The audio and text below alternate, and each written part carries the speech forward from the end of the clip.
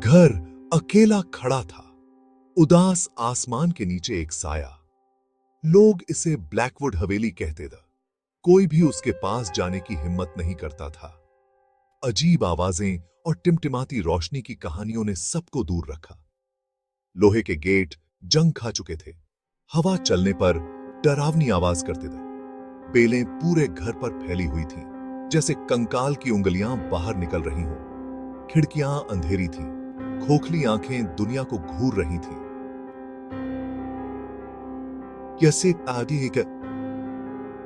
यह एक ऐसा घर था जिसे समय भूल गया था।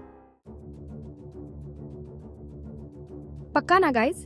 राजीव ने पूछा, उसकी आवाज फुसफुसाहट से भी कम। उसने अपने बैग को कसकर पकड़ा। उसका दिल जोरों से धड़क रहा था। उसके दोस्त रोहन और प्रिया उसके बगल में खड़े थे। उनके चेहरे पर डर और उत्साह का मिश्रण था। वे ब्लैकवुड हवेली में एक रात बिताने वाले थे। डरपोक मत बनो यार, राज, रोहन ने कहा। हालांकि उसकी आंखों ने उसके डर को धोखा दे दिया। मजेदार होगा, और सोचो हमारे पास बताने के लिए क्या कहानी होगी। प्रिया, जो आमतौर पर सही सलाह देती थी, बस सहमति में सिर हिलाया। हिम्मत बड़ी आसान थी। भूतिया घर में एक रात बिताओ। उन्होंने चरमराते हुए दरवाजों को धक्का दिया। घर की ओर हर कदम पिछले से भारी लग रहा था। हवा ठंडी हो गई और राजीव की रीढ़ की हड्डी में कंपकपी दौड़ गई।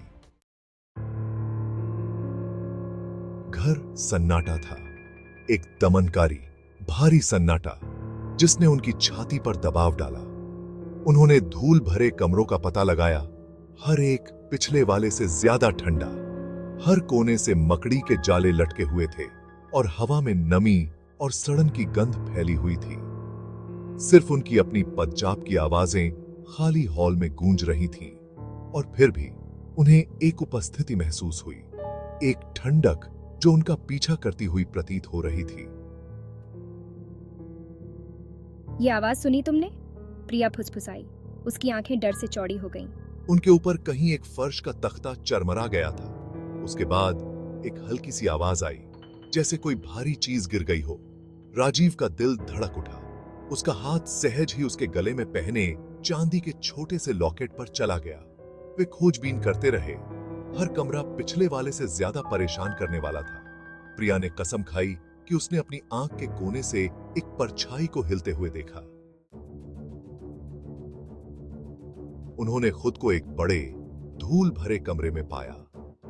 हवा भारी थी और केवल रोशनी चांद से आ रही थी, जो गंदी खिड़कियों से छन कर आ रही थी। कमरे के बीच में एक भव्य पुराना शीशा खड़ा था।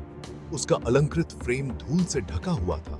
सुबह उठाता ही राजीव, रोहन, देखो। प्रिया ने आगे कदम बढ़ाया, अपनी आस्तीन से धूल पोंछी। जैसे ही उसने आईने में देखा, उसकी आंखें दहशत से चौड़ी हो गई। बाकी दोनों उसके पास दौड़े, आईने में झांकते हुए। पहले तो उन्हें कुछ भी असामान्य नहीं दिखा। मंद रोशनी में बस उनके अपने प्रतिबिंब, विकृत और धुंधले। फिर ऐसा हुआ, एक क्षण के लिए आईने में एक चेहरा दिखाई दिया। चमकदार लाल आंखों वाला एक भयानक विकृत चेहरा। यह दिखाई देने जितनी जल्दी गायब हो गया, उन्हें हिलाकर रख दिया और भयभीत कर दिया।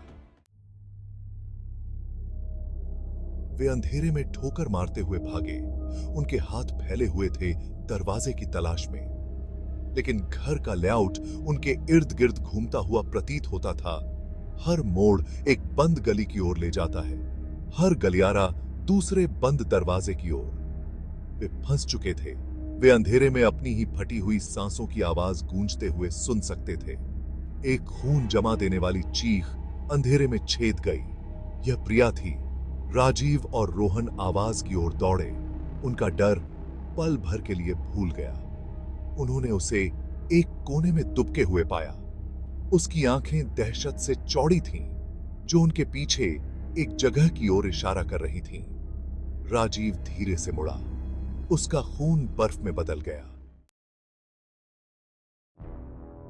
कमरे में एक हंसी गूंज उठी। यह वह कर्कश आवाज नहीं थी जिसकी उन्हें भयानक आकृति से उम्मीद थी।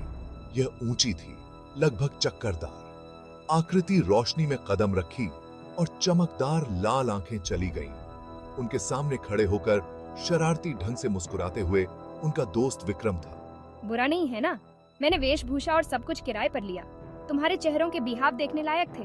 उसने हंसते हुए एक रिमोट कंट्रोल ऊपर उठाया। राजीव, रोहन और प्रिया उसे देखते रहे। अवाक, राहत और गुस्से का मिश्रण उन पर छा गया। वे अपनी बुद्धि से भयभीत थे और यह सब एक शरारत थी।